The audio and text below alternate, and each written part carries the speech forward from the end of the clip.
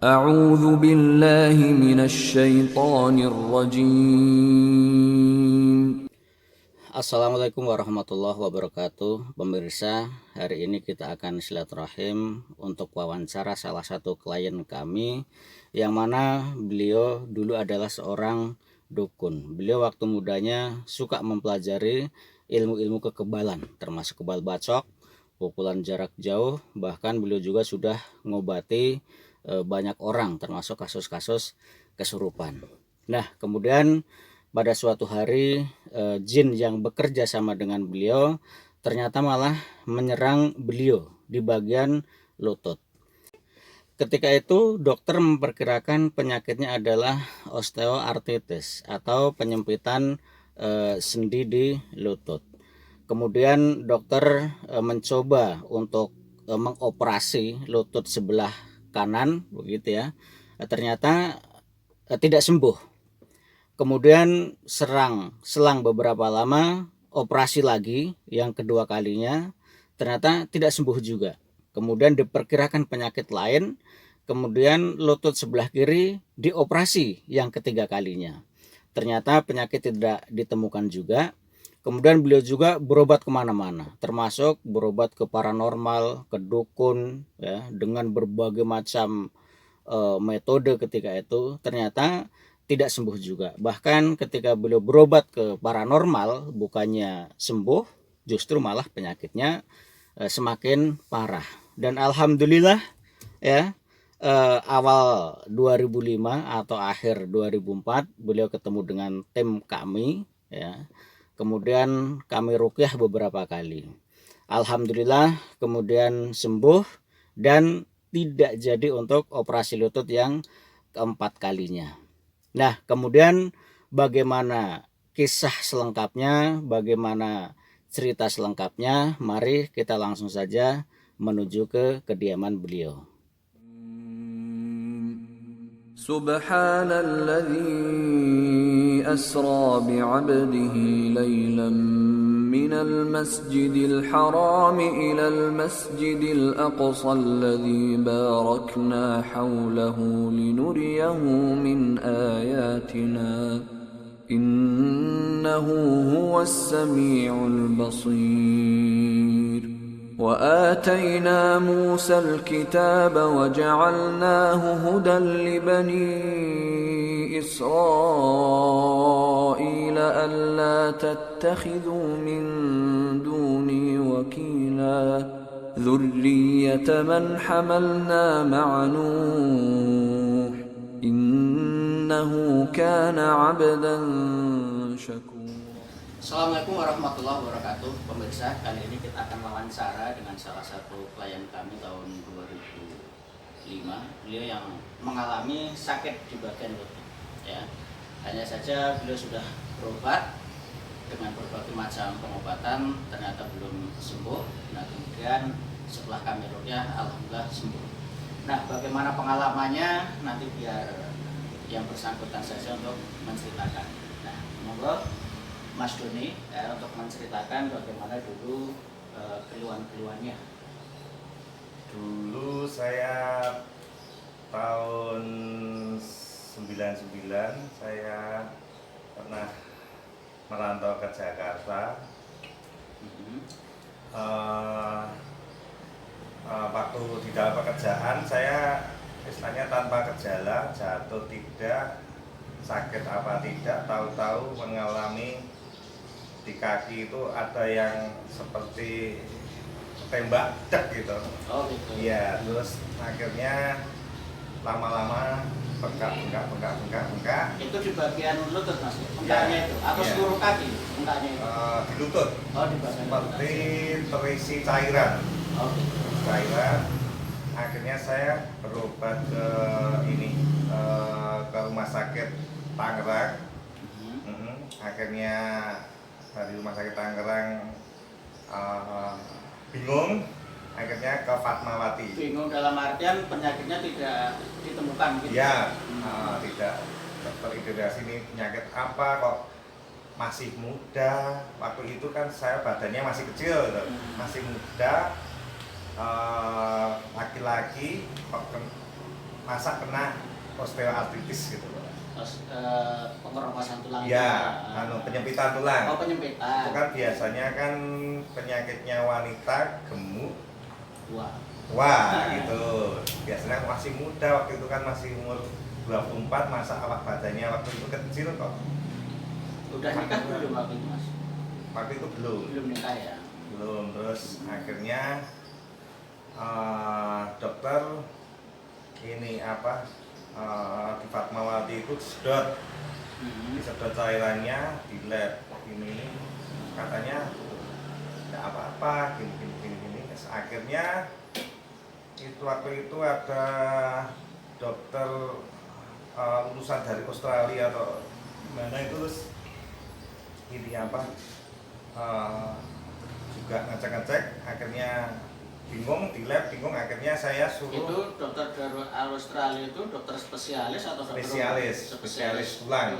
Terus akhirnya saya ditanya rumahnya Solo, terus loh di sana Solo kan ada juga dokter ahli tulang juga, coba di sana istilahnya asal saya juga kan dari Solo Pak. Aslinya Solo. Saya kan aslinya Solo. Nanti kalau kelamaan di sana kan ya biaya atau akhirnya saya pulang ke Solo.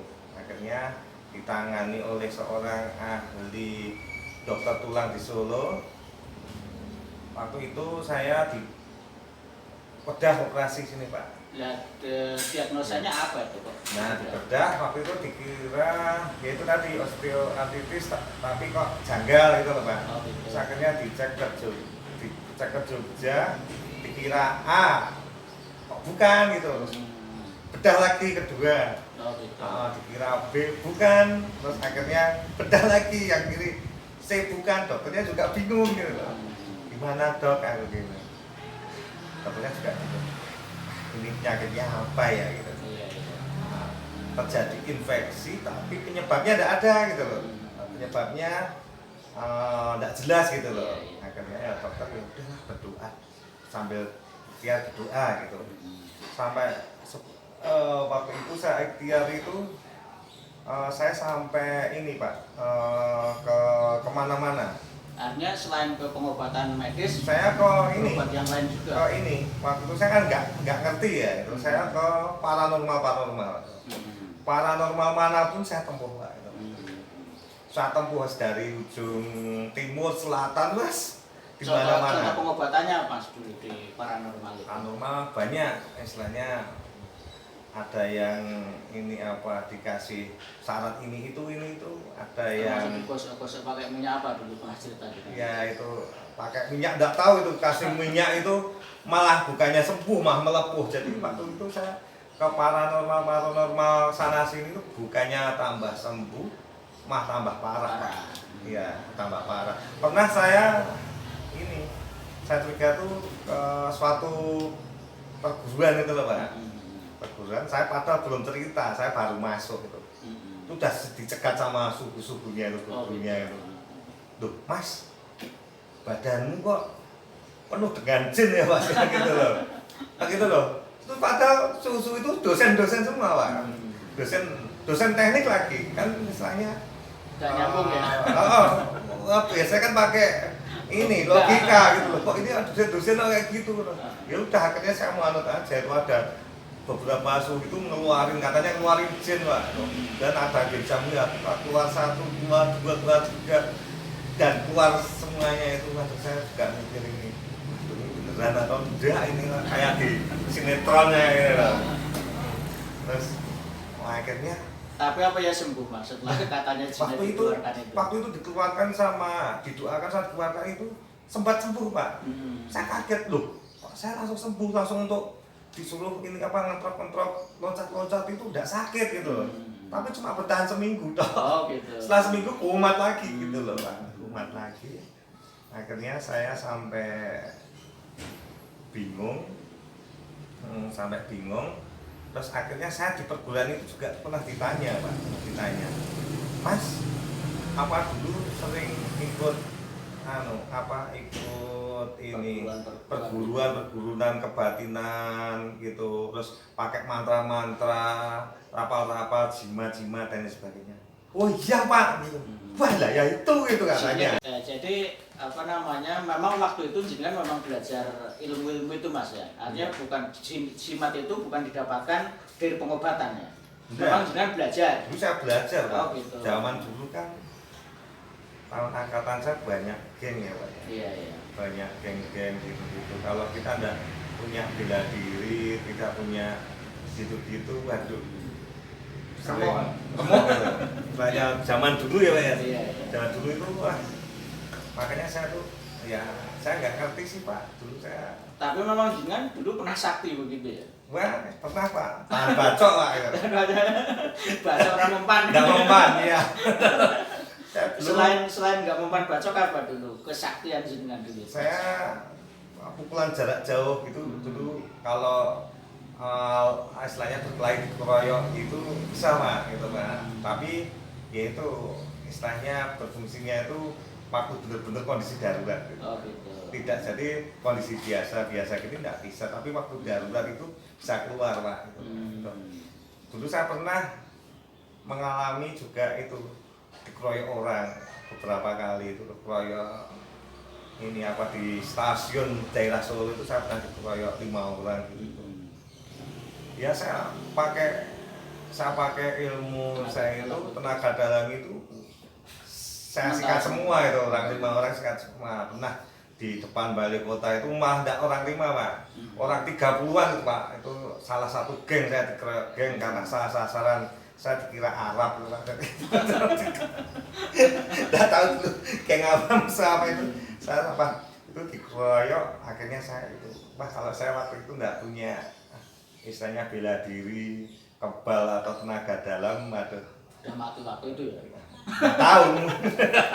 Mati atau enggak itu urusan Allah. Waktu itu saya belajar tahunnya itu pakainya ada bacaan Al-Quran, ada bacaan ini. Pikir saya waktu itu bagus gitu loh Pak. Tapi ternyata malah jenengan merasa ada jin sebagai khodam. Iya. Jadi waktu itu istilahnya suatu majid ya sering menolong dalam arti dapat melindungi saya waktu ada berbagai macam bahaya itu sering. Tapi gini Pak, ini kendalanya itu waktu saya tanya salah satu guru sekolah saya itu, guru sekolah Islam lah gitu loh. Iya. Bu, ini bacaannya apa ini? Bacaan ini artinya apa Bu? Itu padahal istilahnya tulisan Arab, ajian-ajian saya tuh Pak, ajian Arab. Nah tak tanyakan, terus dibilangin guru saya, ayo kamu ikut perguruan apa? Gini, tidak boleh ya? Saya bingung Pak, saya bingung loh. Sana boleh, sini tidak boleh. Akhirnya saya bingung waktu itu. Nah ini mulai banyak kendala di sini. Akhirnya bingung. Terus ini Pak, apa seperti wiritan-wiritan yang diajarkan di perguruan itu, puasa, wiritan ini itu, bacaan ini itu, tidak saya lafalkan, saya amalkan lagi itu. Puasa yang diajarkan apa Mas? Puasa mote, panggil geni, enggak, seperti puasa Ramadan biasa gitu. Oh gitu. Ya, itu puasa wajib kan? Ya, puasa cuma niatnya biar sakti Pak. Oh gitu. Jadi puasa Ramadan tapi niatnya biar sakti. Ya. Saktinya itu istilahnya tinggal ujungnya. Ini untuk kebal, untuk tenaga dalam. Oh tergantung niat atau akotnya tadi. Akotnya ya. Oh saya puasa 7 hari ini biar dibacok mempan. Oh gitu. Saya puasa ini saya bisa punya seperti ilmu lembu sekilan gitu, dan sebagainya itu. Cuma akotnya itu sama wiritannya itu ditentukan gitu loh. Sekian ribu kali gitu loh. Iya. Sampai capek pakai kerikil itu loh. Tapi ditentukan berapa ribu kali gitu harus gitu loh. Nah setelah dengan bertanya ke guru tadi itu mulai ditinggalkan itu? Ya itu waktu itu saya terus jadi bimbang, akhirnya sudah tidak saya jalankan lagi Pak. Nah dari situ mulai timbul gejala masalah rezeki gitu loh. Habis dapat rezeki ini hilang gitu. Rezeki habis itu satu rumah itu mengalami ini apa? Sakit Pak, sakit muter gitu loh Pak ya. Gantian. Habis ibu saya, bapak saya, istri saya, anak saya mubeng lagi, mbah saya, bapak saya, gitu. Akhirnya jadi jenengan mulai meninggalkan itu setelah jenengan menikah berarti itu Mas ya? Iya. Oh gitu. Iya. Setelah menikah. Terus saya tinggalkan. Akhirnya itu timbul macam-macam itu kayak mungkin kalau orang Jawa dulu ini apa ya? Keris ya. Keris setiap sering apa setiap suro diopeni atau apa mungkin begitu ndak diopeni geblodak gitu. Katanya kalau jalan Mbah Badu katanya terusnya geblodak di almari gitu loh. Ya itu mungkin seperti itu Pak. Mungkin ngamuk sampai saya sakit ini tuh. Sakit ini terus akhirnya ke paranormal udah capek. Dikencingin aja pernah Pak saya Pak. Di paranormal itu. Waduh, sudah baunya ndak karu-karuan. Malah tambah sakit lagi. Gitu. Terus akhirnya sama dokter suruh operasi lagi karena sudah bengkak, nanti kasihan saya kesakitan. Itu pasti timbul infeksi gitu loh. Soalnya sama dokter mau dibedah lagi. Oh iya Mas, nyuwun sewu. Bisa ditunjukkan Mas bekas bedahannya yang dulu bagaimana ini, Mas? Ini Pak. Ini 2 kali Mas. 2 kali. Ya. Oh gitu. Terus ini 1 kali. Baru sekali. Ya sekali. Kemudian diaba lagi oleh dokter mau dioperasi yang 2 kali. Ya, sekali lagi itu. Sekali lagi waktu itu istilahnya saya sudah habis-habisan Pak untuk biaya Pak. Dulu belum usung BPJS Pak. Oh iya. Jadi waduh biayanya itu aja sudah dibantu sama Pak dokter ya. Kira-kira biaya itu kalau buat beli mobil dapat berapa tuh? Mungkin dapat rumah Pak. Dapat rumah ya Pak. Dapat rumah terus ya. Akhirnya yang suruh operasi terakhir saya tidak berangkat Pak. Karena sudah pada waktu itu sudah habis-habisan gitu loh. Terus ketemu dengan kami Ruqyah itu ya Pak? Ya itu. Terus saya waktu itu sudah kayak pasrah baca koran. Waktu itu baca koran Pak. Iya. Terus ada acara Ruqyah masal di Gentan, Sukarjo ya Pak itu ya Gentan ya Sukarjo. Terus saya sama teman-teman, yuk antar aku ikut jalan Ruqyah. Oh ternyata tempatnya Pak Ustadz Effendi. Ya, terus waktu itu ruqyahnya masal ya Pak ya? Ruqyah masal tapi cuma beberapa orang. Beberapa orang ya Pak ya. Akhirnya di ruqyah Pak Ustadz ini 1 kali, 2 kali sama dapat pejangan sama Pak Effendi kan. Pejangan bahwa waktu itu kan saya masih diajarin guru itu diajarin sama bu guru tadi itu ya. Itu saya ya meninggalkan tapi ya gojak-gajek apa iya istilahnya sudah cinta ya Pak ya. Iya. Istilahnya punya sini sudah menyatu. Iya. Sama istilahnya seneng ya Pak ya masih muda punya istilahnya tenaga dalam atau kayak Angling Darmo. Waktu itu harus dibilangin Pak Effendi, Mbah itu harus ditinggalkan, diwejangin, kasih pengarahan gini-gini, itu enggak boleh bid'ah. Gitu Pak ya? Yeah. Bid'ah enggak boleh gini-gini istilahnya tidak sesuai tuntunan ya Pak ya. Itu bukannya malah tapi malah katanya menambah jin ya Pak ya. Menambah jin gitu. Terus akhirnya dengan ruqyah beberapa kali itu alhamdulillah itu waktu itu pas anak saya juga lahiran Pak. Oh gitu. Iya, tahu-tahu kok kempes.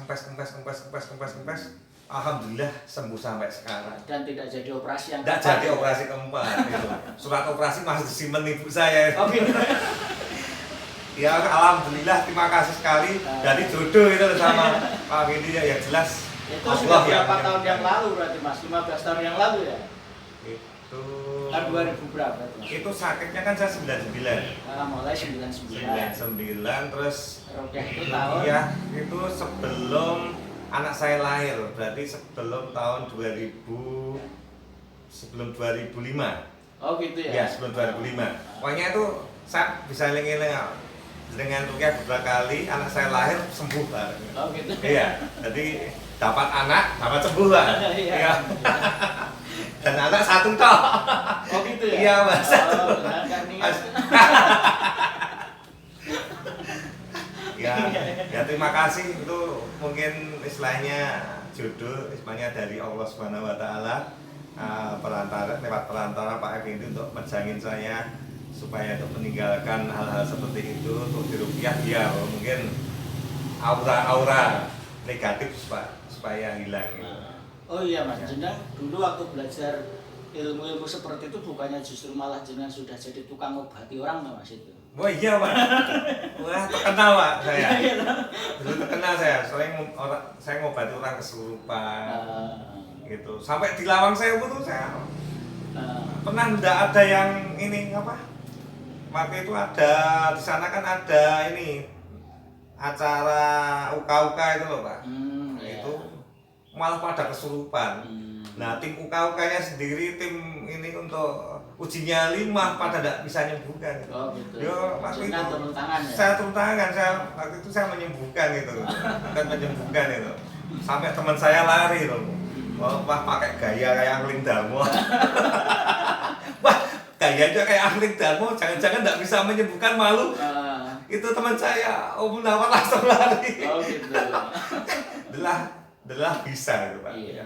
Sering dulu ngobatin orang sakit gini. Nggak tahu, terus malah kok nyerang saya sendiri. Aduh, ternyata Pak, ini saya pikir-pikir itu kerja sama jin itu tidak ada yang gratis Pak. Iya benar. Tidak ada yang gratis. Suatu ketika pasti minta imbalan. Bener. Saya tidak ngerti dulu kayak itu dengan jin. Saya dulu sama guru saya ya, seolah Islami gimana? Ya, seolah Islami Pak. Saya tidak mau loh Pak, kalau annya pakai jin. Enggak, ini enggak pakai jin, tapi ini pakai malaikat gitu. Kayak malaikat iya kalau bingung gitu. Ternyata setelah dapat pejangan Pak Ustadz, kalau istilahnya sesuatu niat yang tidak sesuai tuntunan dan tidak sesuai dengan lillahi ta'ala itu bisa dimasukin jin ya Pak? Iya benar. Ya, makasih sekali loh Pak atas ini apa jodohnya dipejangi sama diruqyah sampai sekarang udah sembuh, dah alhamdulillah dah bisa kerja sana sini. Ya, alhamdulillah. Dan semakin sukses Mas ya. Alhamdulillah, amin ya rabbil alamin. Ya demikian pemirsa, ini jadi Mas Dun ini dulu juga ya sempat jadi dukun gitu ya. Waktu mudanya sudah pernah belajar ilmu macam-macam begitu sampai bisa mengobati orang, sampai sakti, kebal bacok, kemudian bisa pukulan jarak jauh dan lain sebagainya. Ternyata apa yang terjadi, jin yang bekerja sama dengan beliau ini malah mengganggu gitu. Jadi dari sakit yang di lutut itu yang kemudian di Tangerang itu tidak ditemukan penyakitnya, kemudian di Solo juga ternyata dokter itu baru memperkirakan jangan-jangan ini sampai dioperasi 3 kali begitu ya, ternyata masih belum ditemukan penyakitnya, kemudian diubah untuk operasi yang keempat kali. Dan alhamdulillah ketika kami ruqyah sembuh, kemudian tidak jadi operasi. Termasuk jin-jin itu ternyata juga mengganggu rezeki beliau begitu ya. Beliau juga ketika sudah belajar ilmu seperti itu ternyata malah rezekinya seret, kemudian di keluarganya itu sakit silih berganti begitu ya. Nah kemudian alhamdulillah sekarang setelah beliau meninggalkan ilmu-ilmu itu, kemudian penyakitnya yang di lutut juga sembuh dan sekarang rezekinya semakin lancar. Amin. Alhamdulillah. Alhamdulillah. Demikian pemirsa testimoni atau wawancara kami dengan klien kami, semoga bermanfaat. Assalamualaikum warahmatullahi wabarakatuh. Waalaikumsalam warahmatullahi wabarakatuh. شكورا وقضينا إلى بني إسرائيل